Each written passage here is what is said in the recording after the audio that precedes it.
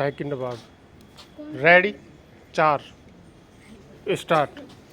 महोदय, कोसी नदी जिसे शोक और दुख का सूचक माना जाता है, इस वर्ष फिर अपने प्रकोप से महान हानि का कारण बनी।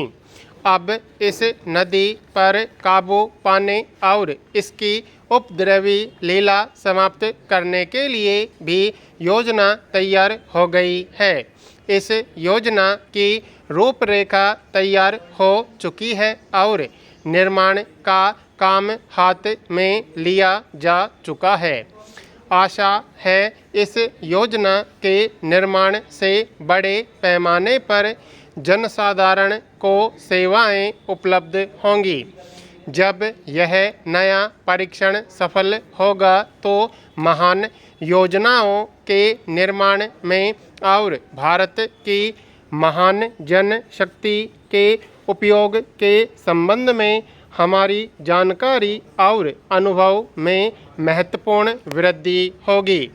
औद्योगिकरण के क्षेत्र में उन्नति, उत्पादन में और अधिक वृद्धि और भारत की प्रति व्यक्ति आय में वृद्धि विचाराधीन वर्ष की कुछ महत्वपूर्ण बातें हैं।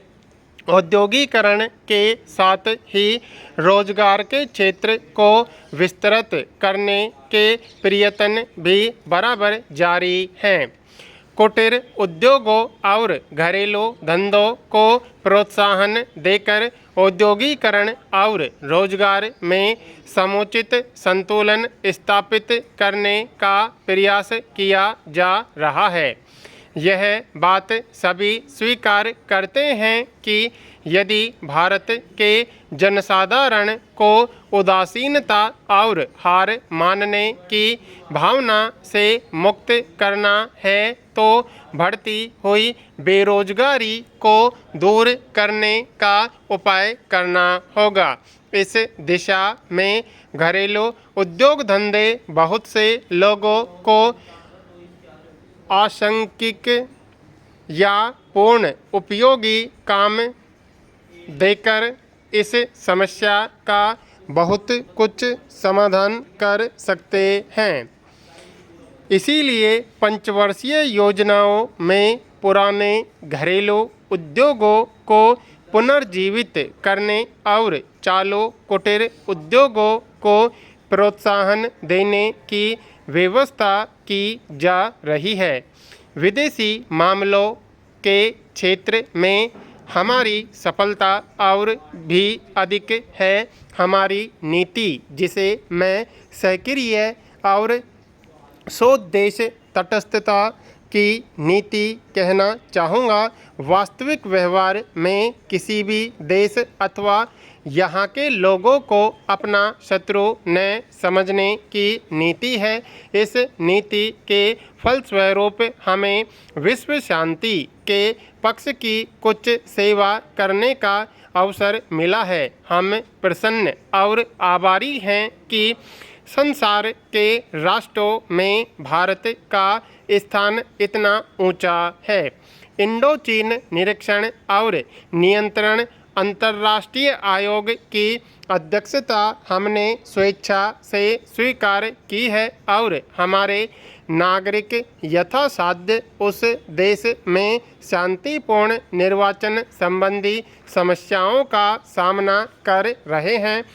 हम सभी राष्ट्रीय अथवा अंतर्राष्ट्रीय समस्याओं का निपटारा शांतिपूर्ण ढंग से चाहते हैं।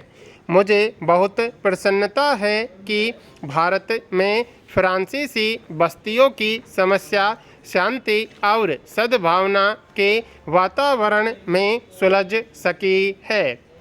शांतिपूर्ण प्रणाली की सफलता का वह एक महत्वपूर्ण उदाहरण है।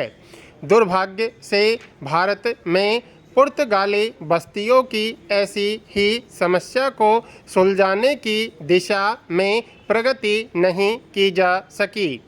मैं आशा करता हूँ कि पुर्तगाल इन बस्तियों में रहने वाले लोगों के स्वाधीनता के अधिकार को स्वीकार करेगा और फ्रांस और ब्रिटेन की सरकारों का अनुसरण करेगा। जैसे ही यह वर्ष समाप्त हो रहा है, हम अपने सबसे निकट के पड़ोसी पाकिस्तान के साथ अपने संबंधों में अपने सुखद परिवर्तन देखते हैं। पाकिस्तान के लिए हमारे हृदय में सदैव से पूर्ण सद्भावना और शुभकामनाएं हैं। वो एक वर्ड गलत हो गया था, आंशिक है वो।